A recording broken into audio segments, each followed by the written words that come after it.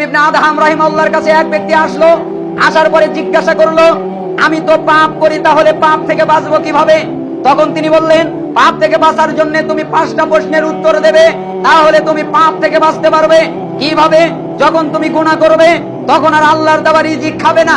তখন সে বলল, আল্লাহর দেওয়া রিজিকে যদি না খাই তাহলে আমি খাবো কি? সবই তো আল্লাহর। কয়, তোমার কি লজ্জা করে না? যার দেওয়া রিজিক খাও তারই নাফরমানি করো। কয়, যে কথাটা ভাবার বিষয়। আবার তাকে দ্বিতীয় প্রশ্ন করলেন, তুমি যেহেতু পাপই করবে তাহলে আল্লাহর দেওয়া জায়গায় থাকবে না। তখন সে বলল, আল্লাহর দেওয়ার জায়গায় না থাকা এটা তো ওটার চেয়ে আরো কঠিন, আমি তাহলে থাকবো কোথায়? সবই তো আল্লাহর দেওয়া জায়গা। তখন বলল, তুমি আল্লাহর দেওয়ার জায়গায় থাকবে আর আল্লাহর জমিনেই তার পাপ করবে, তোমার কি লজ্জা করে না? 3 নাম্বার, তুমি এই কাজ করো না, তুমি পাপ করো, কিন্তু তোমার পাপ করার সময় আল্লাহ যেন তোমাকে না দেখে।